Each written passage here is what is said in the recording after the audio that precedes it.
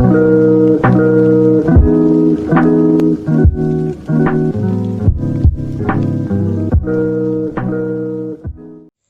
વિદ્યાર્થી મિત્રો, ગયા લેક્ચરની અંદર આપણે ચેપ્ટર નંબર 2 ની શરૂઆત કરી હતી કે જેની અંદર સ્થિત વિદ્યુત સ્થિતિમાન વિશે આપણે ચર્ચા કરી હતી.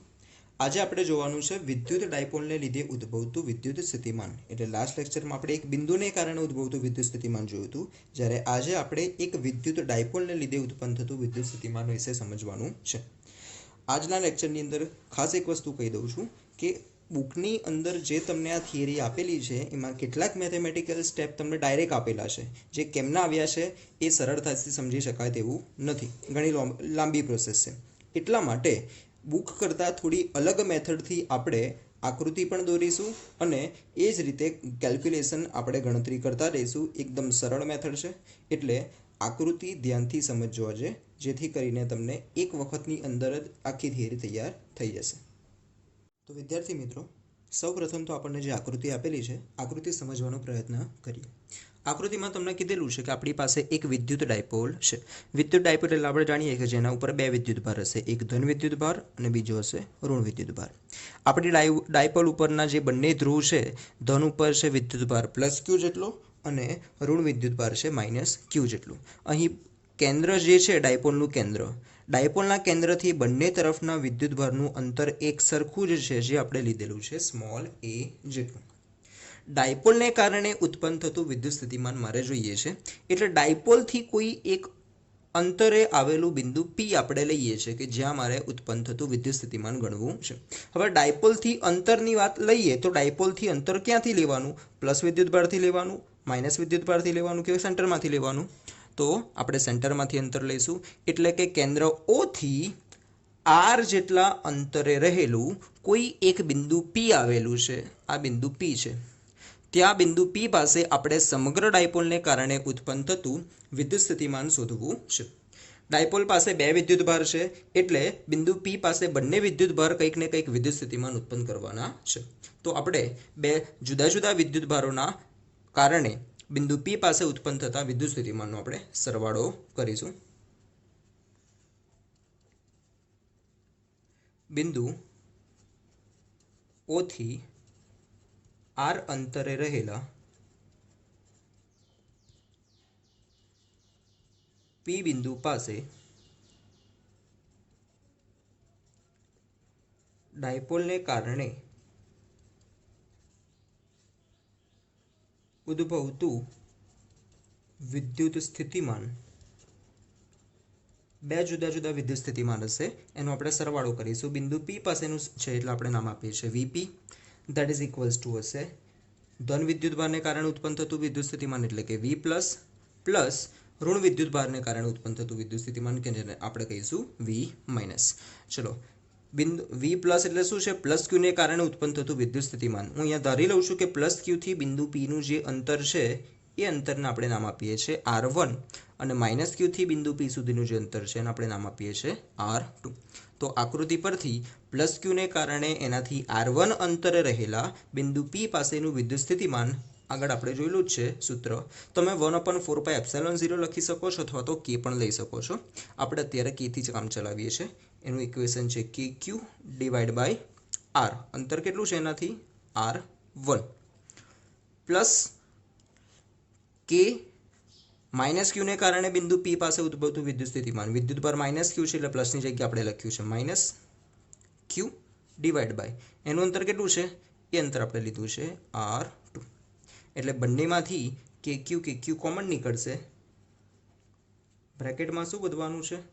1/R1 - 1/R2. આ તમને બિંદુ P પાસેનું સ્થિતિમાન મળશે. આને આપણે આપી રાખીએ છીએ સમીકરણ નંબર 1. અહીંયા R1 અને R2 છે, પણ ડાયપોલમાં આપણે અંતર તો કયું લઈ શકીએ છીએ? R લઈ શકીએ છીએ. એટલે જ્યાં પણ આપણી પાસે R1 અને R2 ની કિંમત છે એને આપણે કમ્પલસરી શેમાં કન્વર્ટ કરવી પડશે?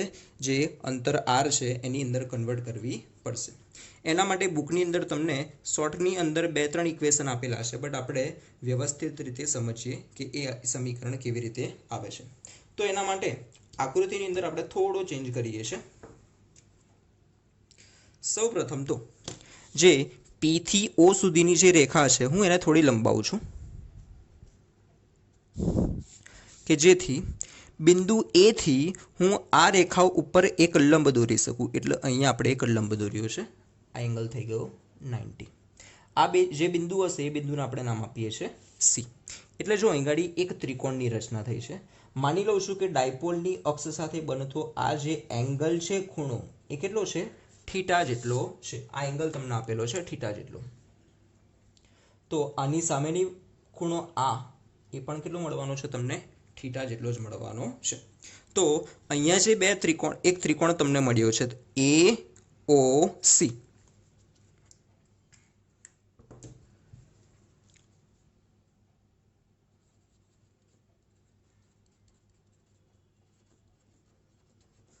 આકૃતિ પરથી ત્રિકોણ એ ઓ સી માટે આ થીટા છે, મારે એની અંદર કોસ થીટાની વેલ્યુ જોઈએ છે. એટલે કે કોસ થીટા. તો કોસ થીટા બરાબર શું થશે? આ જે ત્રિકોણ છે આપણે બાજુની અંદર ડ્રો કરવાનો ટ્રાય કરીએ છીએ.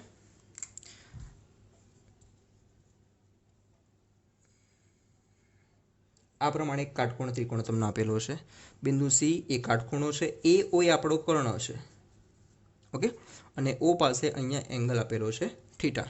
તો આ ત્રિકોણ આપણે અહીંયા બનાવેલો છે. તો આકૃતિ પરથી હવે જુઓ તો વિચારો તો કોસ થીટાની વેલ્યુ શું થશે? તો કોસ થીટા ઇક્વલ્સ ટુ તમને મળવાના છે cos theta that is equals to પાસેની બાજુ કેટલી છે? ઓ સી ડિવાઈડ બાય કર્ણની વેલ્યુ કેટલી છે? એ ઓ. તો આના પરથી ઓસીની વેલ્યુ જો આપણે શોધવી હોય તો ઓસી ઇક્વલ્સ ટુ એ ઓ ક્યાં ગુણાશે? સામે કોસ થીટા સાથે. એ થી ઓનું અંતર જે છે તો છે સ્મોલ એ જેટલું. એટલે મેં લખ્યા છે એ ઓની કિંમત એ ઇન્ટુ કોસ થીટા. તો આપણને એક આ કિંમત મળી છે ઓસીની. OC equals to A cos theta. હવે આપણે પીમાંથી સી આ જે એસી લંબ દોરેલો છે એ લંબને કારણે બિંદુ એ લઉં કે બિંદુ સી લઉં બંનેનું પીથી અંતર કેવું મળવાનું છે? એક સરખું મળવાનું છે. એટલે કે આકૃતિ પરથી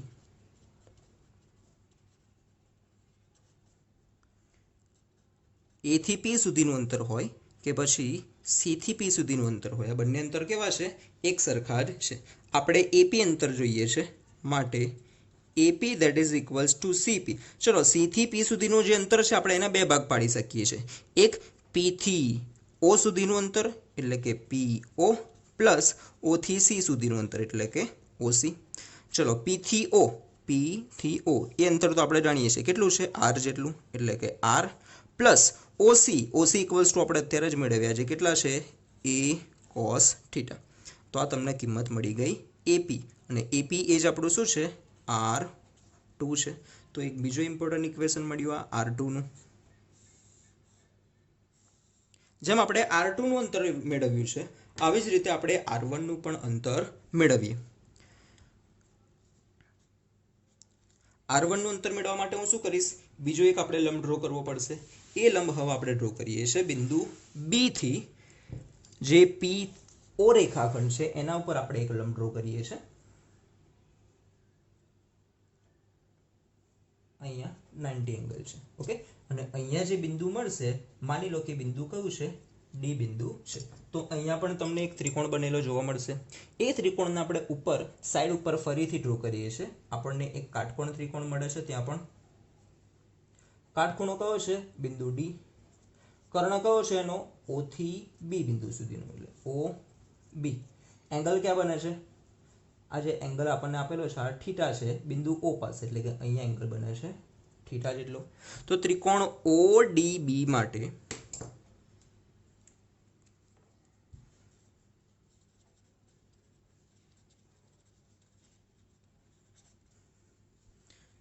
ત્રિકોણ ઓ ડી બી માટે એના માટે પણ આપણે કોસ થીટાની વેલ્યુ ફાઇન્ડ કરીશું.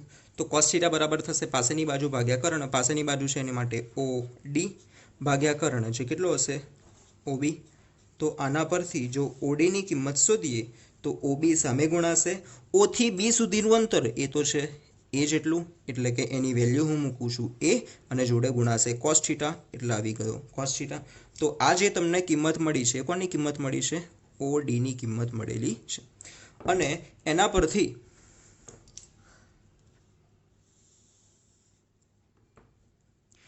પી થી બી સુધીનું જે અંતર છે R1, આ R1 જેટલું અંતર એ પી થી ડી સુધીનું અંતર તમને મળશે. એટલે કે આકૃતિ પરથી પી થી બી સુધીનું જે અંતર છે એ પી થી ડી સુધીના અંતર જેટલું મળવાનું છે. માટે પીડી ઇક્વલ્સ ટુ પીબી, અને પીબી ઇક્વલ્સ ટુ શું મળવાનું છે? પી થી ડી સુધીનું અંતર છે એ તમને કેવી રીતે મળશે? આખું અંતર જે છે પી થી ઓ સુધીનું, આ પી થી ઓ સુધીના અંતરમાંથી આપણે કંઈક માઇનસ કરીએ છીએ. શું માઇનસ કરીએ છીએ એમાંથી? ઓ થી ડી સુધીનું અંતર હું એમાંથી માઇનસ કરું છું. એટલે ટોટલ જે અંતર હતું ઓ થી પી સુધીનું, એમાંથી જો આપણે ઓ થી ડી સુધીનું અંતર માઇનસ કરીશું તો તમને પી થી ડી અંતર મળશે, જે કોના જેટલું છે? એ થી બી, એટલે કે R1 જેટલું મળવાનું છે. માટે પી થી બી સુધીનું અંતર, અથવા તો તમે એને કહી શકો છો R1, that is equals to P થી ઓ. ચલો, પી થી ઓ સુધીનું અંતર કેટલું છે? જે છે R માઇનસ ઓડી. ઓડીની વેલ્યુ તો આગળ જ આપણે શોધી છે, કેટલી છે? A cos theta. તો તમને આ બીજી અગત્યનું ઇક્વેશન મળ્યું, R1 નું સમીકરણ. આ બંને સમીકરણોની કિંમત સમીકરણ 1 માં મૂકતા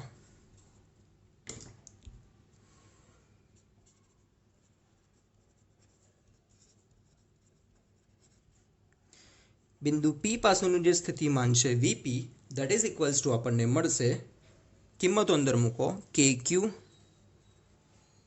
બ્રેકેટની અંદર 1/R1. ચલો, R1 ની વેલ્યુ શું છે? આ મળી આપણને R માઇનસ એ કોસ થીટા, માઇનસ 1/R2, જેની કિંમત છે R plus A cos theta. કે ક્યુ બ્રેકેટની અંદર ચોકડી ગુણાકાર થશે, આનો ગુણાકાર 1 સાથે, એટલે આન્સર એઝ ઇટ ઇઝ આવવાનો છે R plus A cos theta.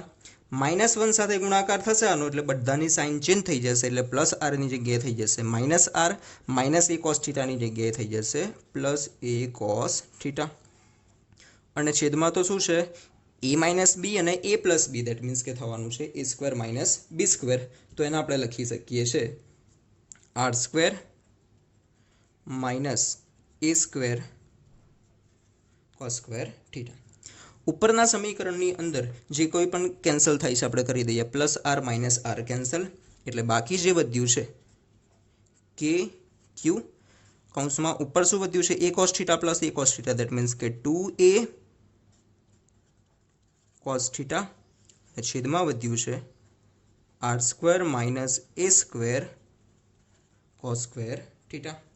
હવે આની અંદર જોશો ક્યુ ઇન્ટુ 2a, આને તમે ઓળખો છો, ક્યુ ઇન્ટુ 2a એટલે શું થશે?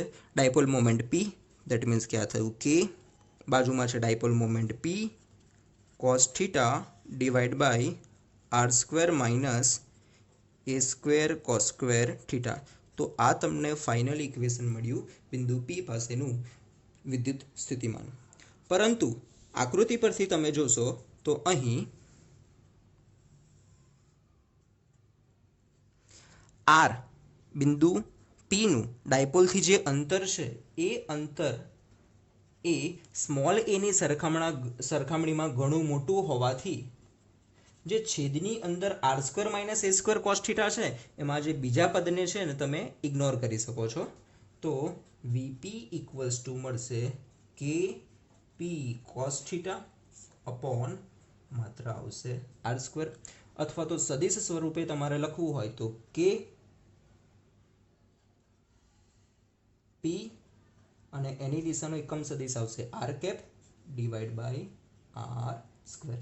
તો આમ વિદ્યુત ડાયપોલને કારણે ઉદ્ભવતું વિદ્યુત સ્થિતિમાન તમે આ ઇક્વેશનની મદદથી મેળવી શકો છો કે વિદ્યુત સ્થિતિમાન VP that is equals to KP upon R square into, અથવા તો K into P dot R cap upon R square. તો આ થયું સમગ્ર વિદ્યુત ડાયપોલને કારણે ઉદ્ભવતું વિદ્યુત સ્થિતિમાન. બુકમાં તમને થોડી અલગ મેથડ આપેલી છે, આ મેથડ તમે સરળતાથી યુઝ કરી શકો છો. આ જે વિદ્યુત ડાયપોલનું વિદ્યુત સ્થિતિમાન આપણે શોધ્યું છે એની અંદર હવે બે જુદા જુદા ખાસ કિસ્સા આપણે જોવાના છે. સૌપ્રથમ એક કિસ્સો આવશે. આપણે એવું એક બિંદુ લઈશું, બિંદુ પી, કે જે વિદ્યુત ડાયપોલની અક્ષ ઉપર આવેલું હોય. એટલે ફર્સ્ટ કેસ આવે છે.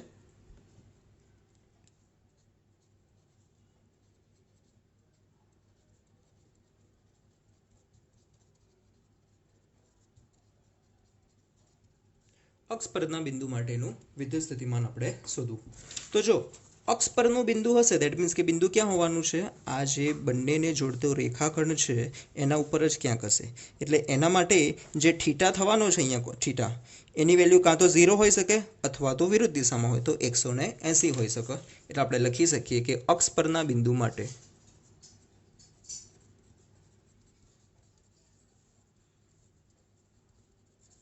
થીટાની બે પોસિબિલિટી છે, 0 અથવા તો 180 હોય.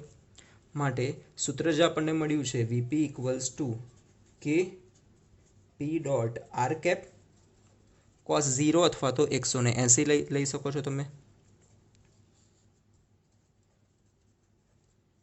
ડિવાઈડ બાય છે આર સ્ક્વેર.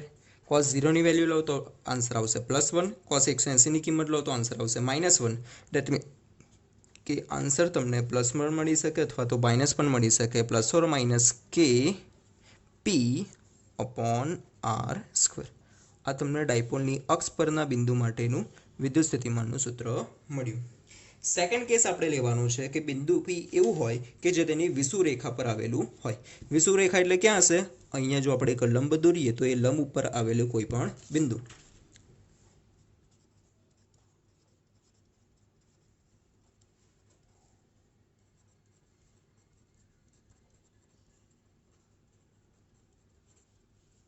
તો વિષુવરેખા પરના બિંદુ માટે જો આપણે વિદ્યુત સ્થિતિમાન શોધવું હોય તો એના માટે પણ મારે થીટા ફાઇન્ડ કરવો પડે. અને વિષુવરેખા માટેના બિંદુ માટે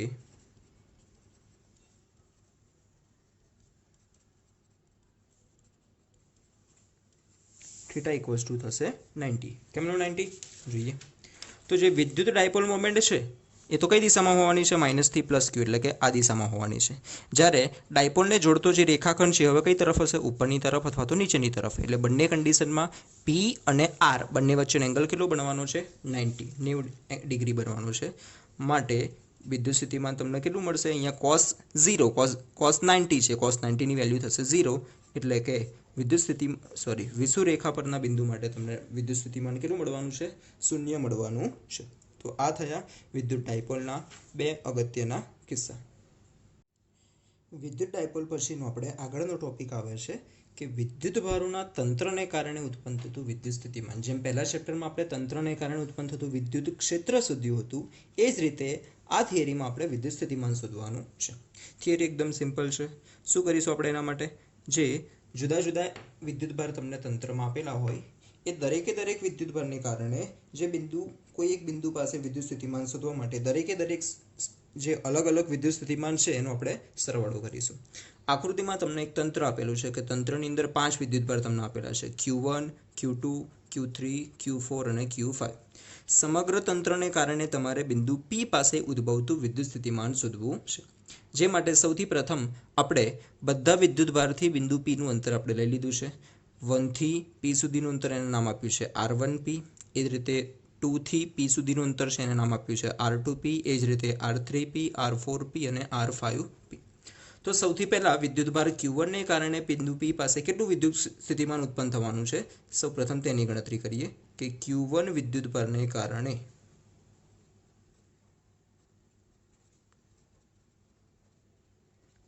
બિંદુ P પાસે ઉદ્ભવતું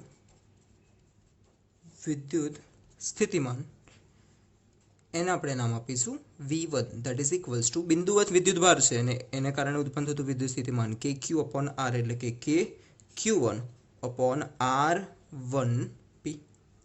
આવી જ રીતે Q2 ને કારણે કંઈક વિદ્યુત સ્થિતિમાન ઉત્પન્ન થશે, Q3 ને કારણે થશે, Q4 ને કારણે, Q5 ને કારણે. આમ Q2 ને કારણે P પાસેનું સ્થિતિમાન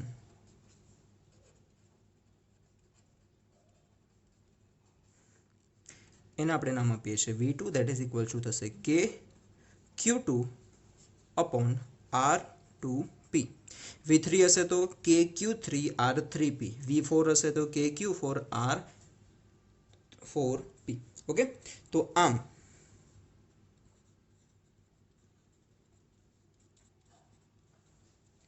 बिंदु P पासेનું परिणामी विद्युत स्थितिमान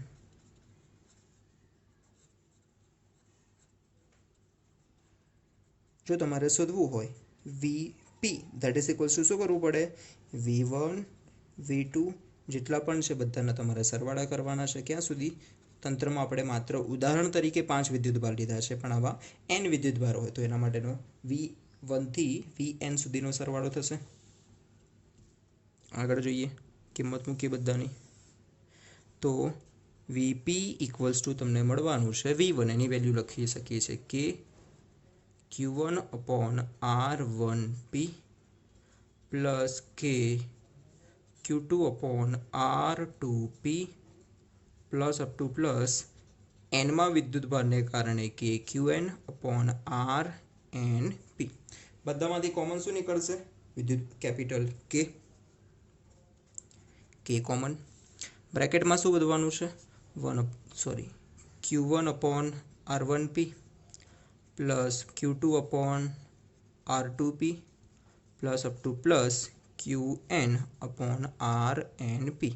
आ जे 1 થી n सुधीनो सरवाळो छे एने आपणे सिग्मा स्वरूपे दर्शावी सकीए छीए, એટલે કે K sigma I equals to 1 to n ऊपर विद्युतभार QI डिवाइड बाय RIP।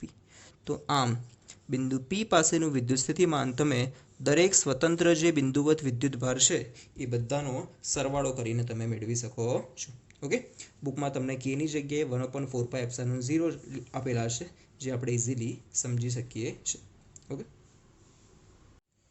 તો વિદ્યુતભારોના તંત્ર પછી આવે છે કે ગોળાકાર કવચને કારણે ઉત્પન્ન થતું વિદ્યુત સ્થિતિમાન। આપણને આકૃતિમાં એક ગોળાકાર કવચ આપેલું છે, કવચ છે ધેટ મીન્સ કે અંદરથી કેવું છે પોલો છે। એની ત્રિજ્યા આપણે લીધી છે કેટલી છે કેપિટલ R જેટલી। સૌપ્રથમ આપણે વાત કરીએ છીએ કવચના બહારના બિંદુની।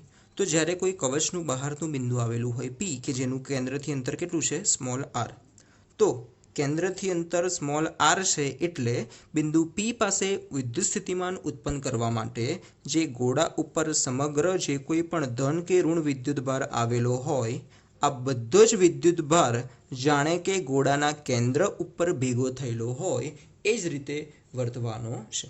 એટલે કે બહારના બિંદુ માટે જો તમારે શોધવું હોય તો બહારના બિંદુ માટે વિદ્યુત સ્થિતિમાન બિંદુ P પાસેનું સ્થિતિમાન છે એટલે Vp that is equals two તમને મળશે કે Q એટલે કે સમગ્ર ગોળા પરનો વિદ્યુતભાર ડિવાઈડ બાય જે અંતર છે R, પણ અંતર કેવું હોવું જોઈએ એની ત્રિજ્યા જેટલું મોટું તો જ બહારનું બિંદુ થશે ને। તો બહારના બિંદુ માટે થયું ઇક્વેશન KQ અપોન R, જ્યાં સ્મોલ r એટલે કે કેન્દ્રથી જે અંતરે તમારે વિદ્યુત સ્થિતિમાન શોધવું છે એ જ અંતરની આપણે વાત કરી છે। જ્યારે જો અંદરના કોઈ પણ બિંદુએ તમારે વિદ્યુત સ્થિતિમાન શોધવાનું કે ગોળાના અંદરના બિંદુ માટે, તો યાદ રાખો ગોળીય કવચના અંદરનું કોઈ પણ બિંદુ લઈ લો, ઉદાહરણ તરીકે આપણે લીધું છે બિંદુ P ડેશ કે જેનું કેન્દ્રથી અંતર કેટલું છે R ડેશ। તો અંદરનું કોઈ પણ બિંદુ હોય, બિંદુ P ડેશ હોય, P ડબલ ડેશ હોય, P ટ્રિપલ ડેશ, કોઈ પણ બિંદુ કે જે કવચની અંદરની તરફ આવેલું હોય આવા દરેક બિંદુ માટે વિદ્યુત સ્થિતિમાન P dash that is equals to હંમેશા કેટલું હોવાનું છે સપાટી જેટલું જ, સપાટી ઉપર કેટલું વિદ્યુત સ્થિતિમાન હોય કે Q પણ સપાટીનું અંતર છે કેન્દ્રથી R, એટલે કે અંદરનું કોઈ પણ બિંદુ લઈ લઉં એટલે કે જો માની લો કે 5 સેન્ટીમીટર ત્રિજ્યાવાળો કોઈ એક ગોળીય કવચ છે તો કેન્દ્રથી હું 1 સેન્ટીમીટર 2 સેન્ટીમીટર 3 અને 4 સેન્ટીમીટર આવા 4 જુદા જુદા બિંદુ લઉં છું। ચારે 4 બિંદુ પાસે વિદ્યુત સ્થિતિમાન કેટલું મળશે તમને KQ અપોન R એટલે કે KQ અપોન 5 જેટલું જ મળવાનું છે। અંદરના દરેકે બિંદુએ વિદ્યુત સ્થિતિમાન એક સરખું જ મળે અને કેટલું હોય સપાટી જેટલું જ મળે।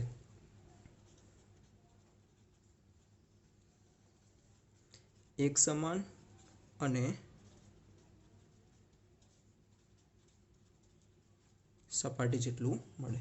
તો આ થયું ગોળીય કવચનું વિદ્યુત સ્થિતિમાન. ત્યારબાદ આપણે જોવા જઈ રહ્યા છે ઉદાહરણ નંબર 1.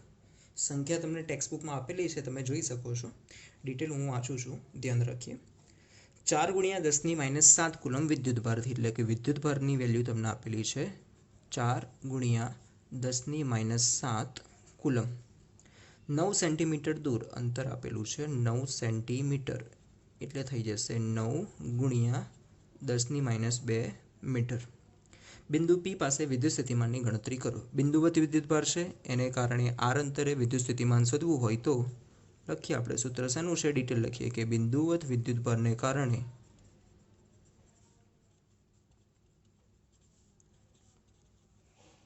r અંતરે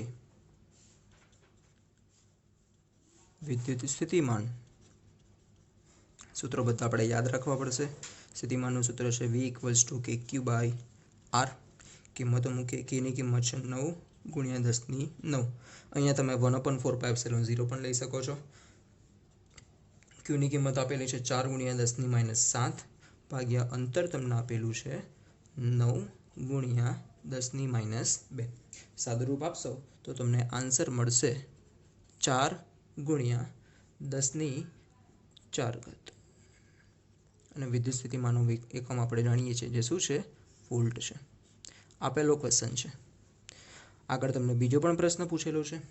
શું છે કે તે પરથી 2 × 10⁻9 કુલમ વિદ્યુતભારને બીજો એક વિદ્યુતભાર આપેલો છે Q, કે જેની વેલ્યુ છે 2 × 10⁻9 કુલમ. અનંત અંતરેથી P બિંદુએ લાવવા કરેલા કાર્યની ગણતરી કરો. આપણે કાર્યની ગણતરી કરવાની છે. ગઈકાલે આપણે સૂત્ર મેળવ્યું હતું કે વિદ્યુત સ્થિતિમાન V એટલે શું હતું, કાર્ય ભાગ્યા વિદ્યુતભાર Q. તો આના પરથી કાર્ય મેળવવું હોય તો W બરાબર થશે Q × તે બિંદુ પાસેનું સ્થિતિમાન V. કિંમતો બંનેની મૂકીએ. Q ની કિંમત તમને આપેલી છે 2 × 10⁻9. ખાસ ધ્યાન રાખજો, 4 × 10⁻7 નહીં, આપણે લઈશું 2 × 10⁻9. કન્ફ્યુઝન ના થાય એટલા માટે આપણે નવો સિમ્બોલ આપી દઈએ છીએ Q' 2 × 10⁻9. અને આ બિંદુ પાસે ઓલરેડી વિદ્યુત સ્થિતિમાન કેટલું છે, 4 × 10⁴. આન્સર તમે ગણતરી કરશો તો 4 × 8 × 10⁻5. વિદ્યુત આપણે કાર્ય ગણતરી કરી છે, તો કાર્યનું એકમ શું થવાનું છે, જૂલ. તો આ તમને કાર્યનું મૂલ્ય મળશે. આ થયું આપણું ઉદાહરણ